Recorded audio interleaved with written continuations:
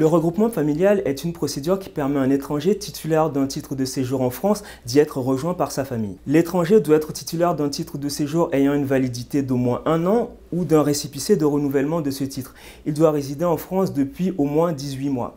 En plus de ces conditions, l'étranger doit également justifier de conditions de ressources suffisantes. Elles sont appréciées notamment au regard de la taille de la famille. Enfin, il y a également une condition afférente à l'hébergement et est notamment pris en compte la superficie du logement dans lequel la famille a vocation à vivre. Enfin, l'étranger doit justifier de satisfaire aux conditions essentielles régissant la vie de famille en France. Les conditions pour la famille arrivante sont les suivantes. Elle doit en principe résider à l'étranger.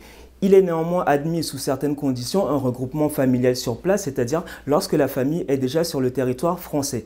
Le conjoint doit être majeur et les enfants doivent être mineurs, donc âgés de moins de 18 ans. En principe, le regroupement familial doit être total et concerner donc l'entièreté de la famille de l'étranger.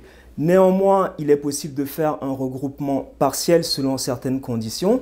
Il faut néanmoins noter que le regroupement familial ne peut pas être fait au profit d'ascendants ou de collatéraux, c'est-à-dire les pères et mères, frères, sœurs ou cousins de l'étranger. Enfin, plusieurs conditions dérogatoires existent. C'est notamment le cas pour les pays qui ont conclu avec la France des conventions bilatérales, telles que c'est le cas par exemple pour l'Algérie. Lors du premier rendez-vous avec mon client et afin que je puisse l'assister efficacement, il doit venir muni certains de documents, les justificatifs de son titre de séjour, bien entendu, mais également les éléments afférents à l'état civil de sa famille, tels que par exemple le livret de mariage ou les actes de naissance, les éléments établissant de sa situation financière. Il peut s'agir par exemple pour les salariés des 12 derniers bulletins de salaire et enfin des documents concernant les situations de l'hébergement afin que je puisse vérifier si les conditions requises sont remplies. S'agissant de la durée de la procédure, il faut savoir qu'une fois que le dossier complet est déposé, une décision est rendue par le préfet dans les 6 mois.